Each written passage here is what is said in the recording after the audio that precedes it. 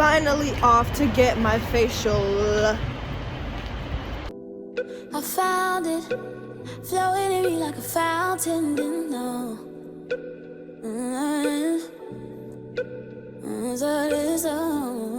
I found it, flowing in me like a fountain, didn't know. Okay, so what I'm gonna have you do is go ahead and rest your chin right there. Close your eyes. You're gonna see 3 flashes of light.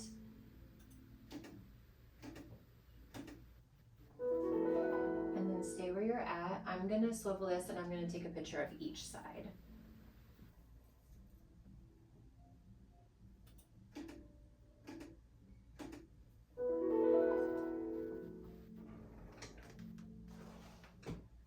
Tell me a little bit about your skin though. What is your main concern?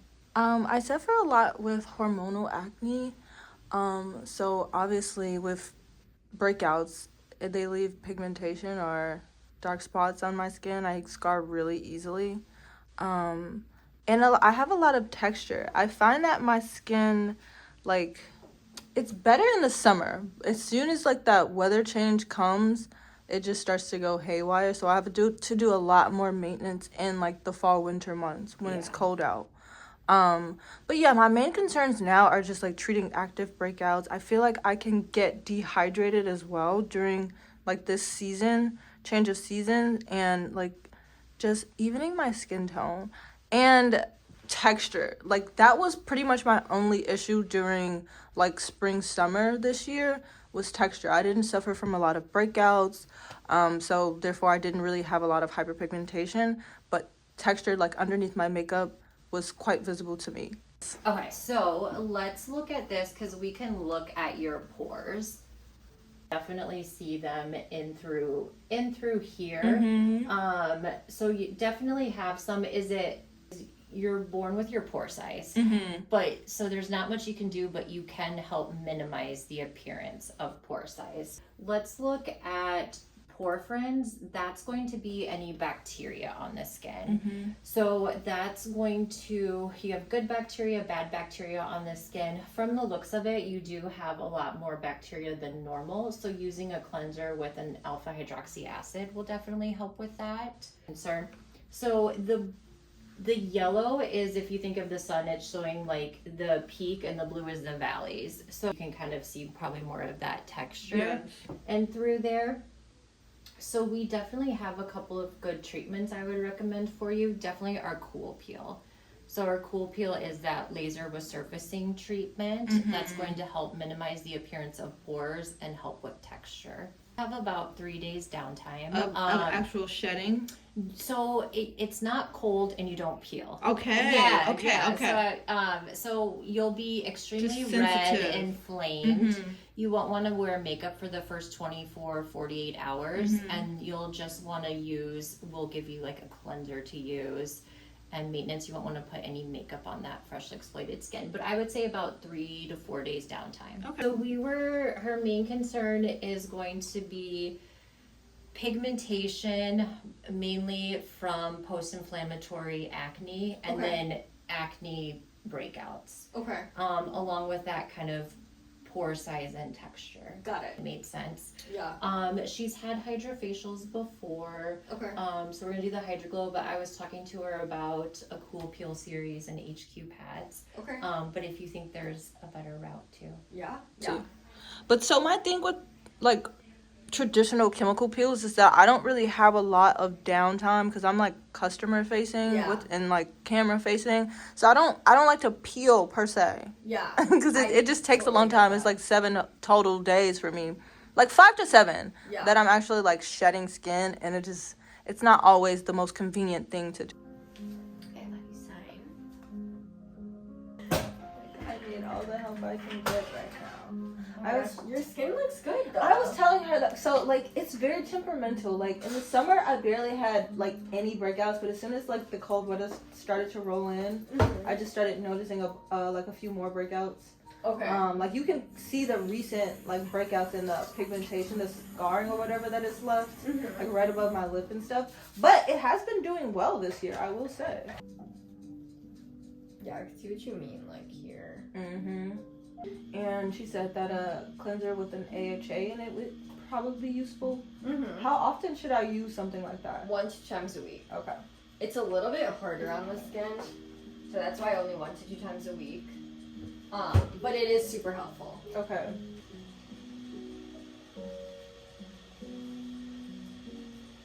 Okay, the 2 things you're gonna feel are this and then this. Mm-hmm. How do those feel? Fine.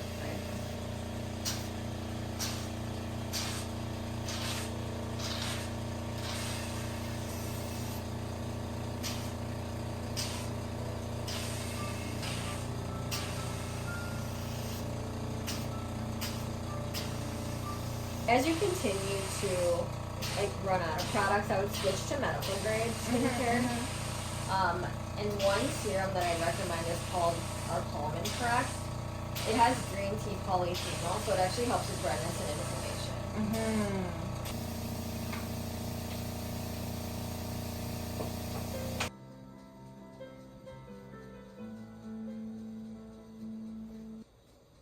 So you should exfoliate 1 to 2 times a week. Mm-hmm.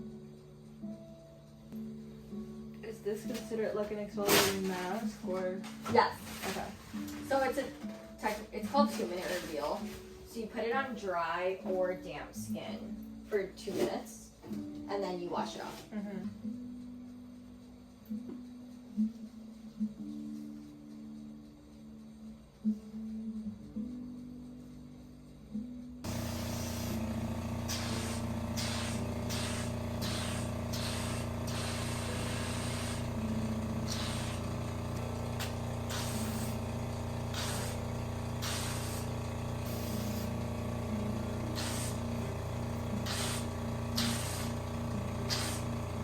Okay, how do you feel? Pretty good. Satisfied, honestly. Good. So what I noticed in your skin, I mean, we talked about the redness. It is pretty dry, especially in the forehead. I feel like you have like the perfect combination skin Mm-hmm. because I'd say like your forehead and like over here, like top cheek, is more dry, and then as you go lower, it does get a little bit oily. Yes. So with the redness, what I'm gonna do is I'm gonna put that Calm and Correct serum that I talked to you about. Mm-hmm. And then, so that'll help with the redness and inflammation. And then I'm gonna put a cream called Barrier Repair Cream. Mm-hmm. This cream has ingredients that will keep you moisturized throughout the day. Well, it should last longer than that, but at least for the day. And then I'm gonna put some SPF on you.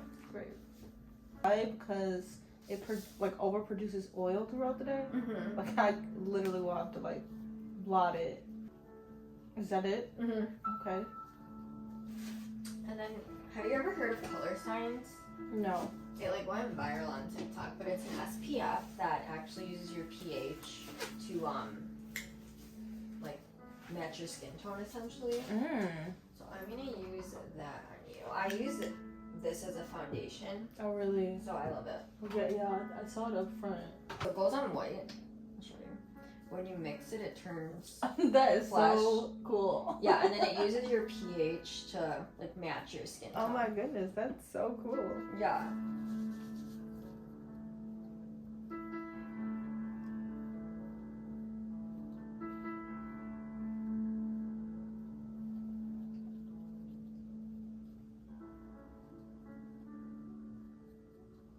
Oh yeah, this looks so good.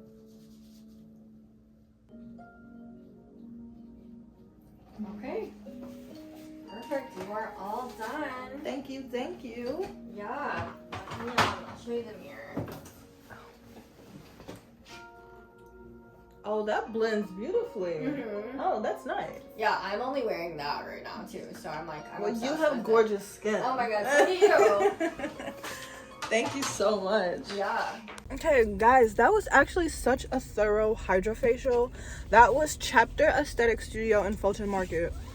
They call it a Hydra Glow, but it's literally a HydraFacial. That would typically be my regular, like, monthly maintenance facial. That was actually a really thorough, very thorough HydraFacial. they obviously have to sell you something. They have their own like line of products, post peel products, post care products, all types of like cleansers and moisturizers and serums. So I got an AHA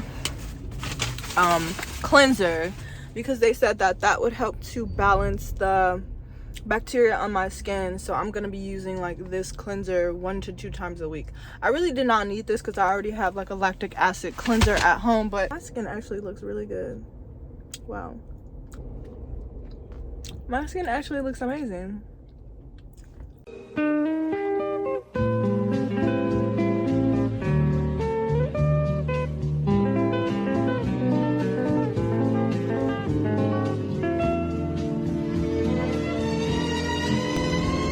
Guys, it's time.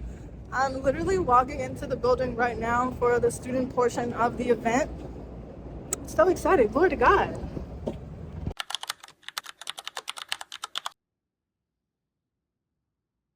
Hello, Columbia students of film, fashion, journalism, and television. Welcome, welcome, welcome. We appreciate you all so much for being here. I want to introduce what we're here to do. This is Market to Market with LCPCI, founded by Columbia College alum Autumn Woody. I'm Tasia Maney, a published author and content creator. This is our premier live industry insight conversation. We are here to bridge the gap between academic learning and industry reality for students like yourselves. And I want to thank you once again for being here, for joining us today. Please give a round of applause for our panelists who are gracious enough to be here to have this conversation with us today. I want to go ahead and allow you all to introduce yourselves, just a little bit about who you are, a bit about your professional background, and what your current role is. You can start, Courtney. Okay, well, no pressure. I'm Courtney Wheeler. I'm a costume designer. I'm based in New York, but I travel back and forth for here because I'm the costume designer on the TV show The Bear. I've been doing this since I was a PA. I was the intern and the PA and the coordinator. Now an assistant costume designer. Now I'm a costume designer. So literally, I think this is probably like been 15 years since I started. Where did you go to school at? I went to Syracuse University. Did you study? I studied fashion I design. know that's right. Okay. I'm Lariana Santiago. I'm actually an alumni, and I went for fashion business when that was, I think it's changed since I've graduated, but so yeah, I went for fashion business, and kind of my last semester was assigned to do a practicum within the film department, and that's how I switched trajectories and kind of focused on costume design. And I've been doing it since I graduated, and I've been blessed enough to be a local working since I graduated here, so it's been almost a decade. I'm Nikki Boardman. I'm the editorial director of Paper Magazine. It was a total accident in the way that I ended up working in magazines. I have a BA in Spanish from Purdue. I grew up in the suburbs of Chicago, Hanover Park, Illinois. And then I lived in Madrid for 2 years and then moved to New York because I decided I wanted to be a fashion designer because I loved magazines. I always loved magazines. Why didn't I just think, fuck you, work at a magazine? But I didn't think of that. And so I went to Parsons for 3.5 years of a BFA, failed the class my senior year, so that's a whole drama. And the same week I got the boot from the school, I had been an intern at Paper, and they hired me that same week, and that was 33 years ago, and I'm still at Paper. Well, similarly to Nikki, I went to Parsons for shoe design, and then I started at Condé Nast. I was working at Vogue as the shoe coordinator, and then I ended up at Paper 2 years ago, and so now I'm the executive creative producer there, and I'm also our in-house stylist. Yeah, so it's my coworker. That is phenomenal. Thank you all for introducing yourselves. I know, Vicky, that you just touched on what your role is. What actual decisions are you responsible for making with Paper? How do you work and engage with Angelina and anybody else who's a part of the Paper Mag team? It's very abstract in a way, back in the days, you know, we have an owner now who bought Paper a few years ago, who I love, Brian Kaye, his company, Street Media. Paper closed, and then Brian bought it and brought it back, and when he brought it back, I was the special projects director. So I would do sort of my own kind of special projects that were not like involved necessarily in the everyday comings and goings of the magazine. So I did like a special thing about theater, which Angelina styled, because she's an amazing stylist, and I just to have her around and like look at her casual day looks is like all the inspiration I need. I think of myself in a way as kind of the historian, kind of like expert, and kind of things that happened in the past, you know. Like we'll be talking about doing something with, whether it's business or editorial, like, oh, we're talking about doing something with Debbie Mays, and I'll be like, she was on the cover in 1990, she did this, you know, so I mean, I'm sort of like, have that wealth of information, but I also like to, I feel like it's my responsibility and Paper's responsibility to kind of teach the children, you know, the wonderful history of New York and fashion and culture, et cetera, et cetera. So. What were you doing in the interim when Paper, because you mentioned it was taken away and then brought back? Well, it closed in like May, and then starting in I think in July maybe Brian bought it. So like it was only really for like a few months. It was like a little sabbatical. But then it did, yeah, it started a little bit. I worked for Kate Spade for 5 minutes doing, which was fun. And then Playgirl was happening at the same time too, although again, that's sort of more, that's just kind of like a freelancing kind of moment. But yeah, I was sort of thinking about the future, really kind of in a way, but you know. Lovely, very Yeah. insightful. And Yeah. Angelina, you've been with Vogue and now Paper. That's two legacy publications that kind of may have a little bit of a difference in audience. What was your title at Vogue? I was a shoe coordinator. Shoe coordinator. And what differences in skill set or even atmosphere can you speak to between Vogue and now Paper? I think in general, Condé Nast is just like a home to, really, it's like a boot camp. Like you go in and you learn what publishing is at its like highest level. And so I feel like there I was almost in an education system, and it really like created structure for me and taught me everything I know today. And so I love that was my first job out of college, working at Condé Nast, and then eventually moving to Vogue. And right after it was like I knew I could do production because of that job. And then I started at Paper as the editorial producer. And so it set me up for success. And my first ever production at Paper was 30 people, and I had never produced before. I'd never been a PA on set. I had only worked in like the back end of logistics, but I think it really shows how much Condé Nast prepares you to go in, and I was able to produce that as like my first project. And so I really credit them for the structure that I have. But all of the creativity and all of the things that I've been able to do since then have been because of Paper. Being in a creative role is such a privilege. I mean, I think it is just what we all want. It's like all of our end goal in this industry is to be able to touch the creative part, because we need the roles like the shoe coordinator, something that's logistical, because you learn all of the back end things that you need in order to be a creative. Because when you get to a creative role, you have to know what needs to be done in order to execute that. As a producer, you work with every single person, styling, hair, makeup, even the digitech, the lighting technician. And so I know so much about what goes into creating one image. And a costume department is split between like the design side and the logistics side, like making sure that the clothes and the actors are taken care of, and like the continuity and the budget and all of like the inner workings of how the department is run day to day. So the people who support the costume designer and the assistant costume designer is like the wardrobe supervisor is really heading it up and takes care of like the costume coordinator who's helping with paperwork, and our PAs. And we have, I mean, our department has about 3 or 4 PAs, Yeah, we have depending on the 16, day. a team of 16. And then we have our tailor, we have our aider dyer, we have our set costumers, we have our truss costumers. Our set costumers are the ones who are on set every day with the actors every day. As all, when they're filming, they're always there. They're making sure continuity, they're comfortable resets, meaning like if a button or this is like this, they make sure that it starts back like this. Do our fittings, we'll go shopping. We have a shopper, we have a wonderful shopper on our show. And there is many parts of our department. Did I forget anyone? Yeah, the background costumers. Our background shop, oh my god.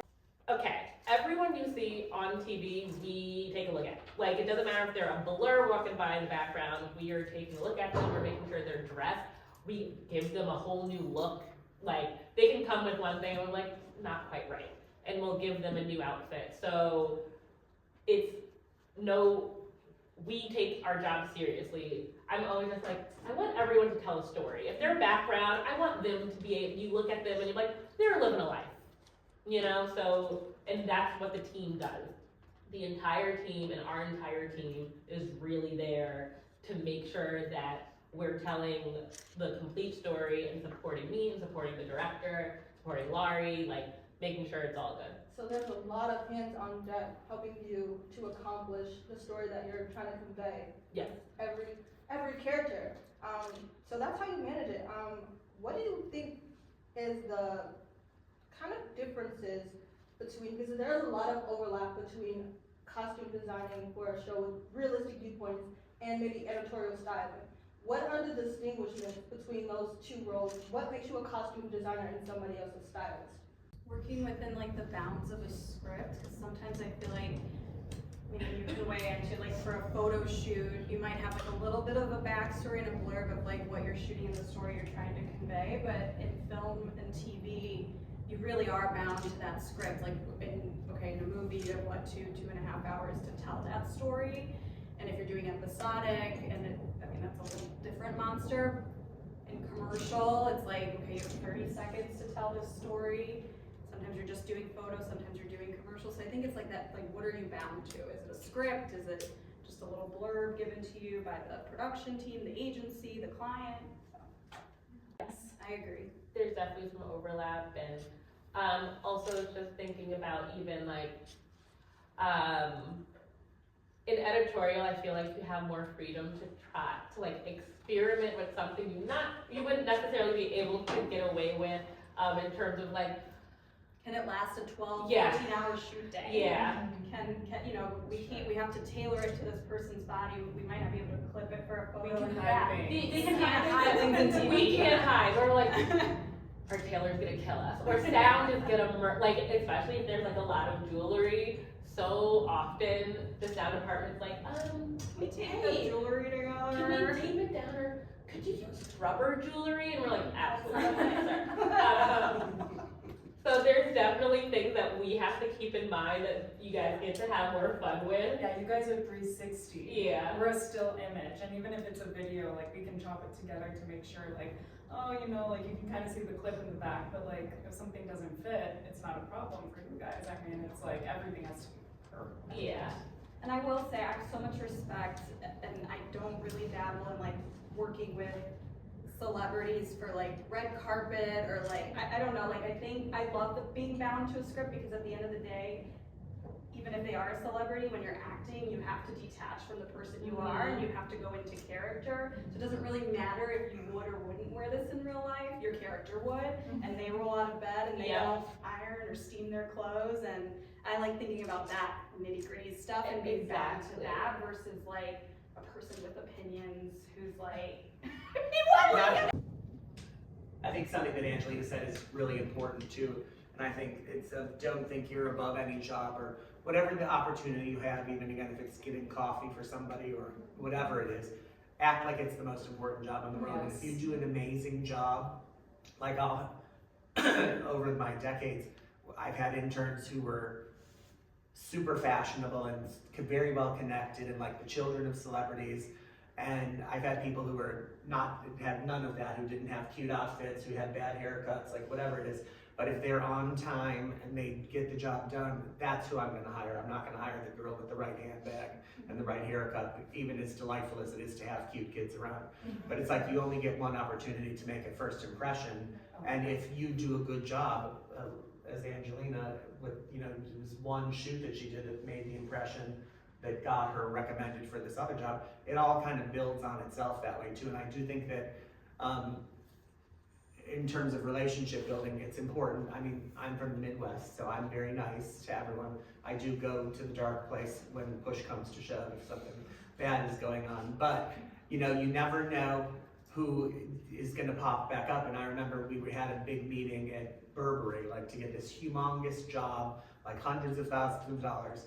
And we walked in, and this woman who's the boss, who like was deciding whether we got this money, had been an intern when I, like back in the day at Paper, not working directly for me, but she was so excited to see me because I was like a big cheese to her from when she was an intern. And P.S. we got the money. We deserved the money anyway, but I mean, it's just like, you never know. So if I had been a dick to this woman, I know, because I remember people who were assholes to me on the telephone in 1992, like I do. And not that I'm, you know, losing sleep at night and waiting for the bitch to, you know, resurface to like neutralize her. But I remember, you know what I mean? Because No, yeah, people always remember how others make them feel more than what I'm saying. and it's a small world too. It's because, you know, people who, you know, they're gone one day, they resurface somewhere else, or, you know, it's just a good policy to be nice to everybody and to, you know, appreciate everybody and be polite. So and even when you're a PA or an intern, I always say, like, you know, they're the face of our department when we're not there. So when they return clothes or pick up clothes, and communicate with our vendors in the stores, we're like best foot forward, pack the clothes well, respect them, be nice, because when you get to our position, they're gonna wanna help you. Like there's so many times where, you know, I was in fact as a PA returning clothes, and then when I became a shopper and assistant costume designer, they're like, Courtney, what can we do for you? Like, they're so welcoming and they're so on board because they remember everything. Guys, we're on the way to the next. My makeup is so good. We're on the way to the next portion of the event at Soho, and I gotta show y'all what I'm like wearing for scent, because it's just too good. It's just too good. I gotta show y'all. Wait. This is the type of stuff that I don't tell Instagram, but I don't know. This might be in my dump today, but my homegirl works for Frederick Mall, and she gifted my mom Uncut Gem for her birthday. It's so good. And I got a great driver, period. Okay. Thank you so much, sir. I appreciate it. Take care. Of the bear is really intentionally Chicago coded. It almost feels like a love letter and a critique of the city at the same time. What opportunities do you all feel the show's created for local talent outside of your own roles?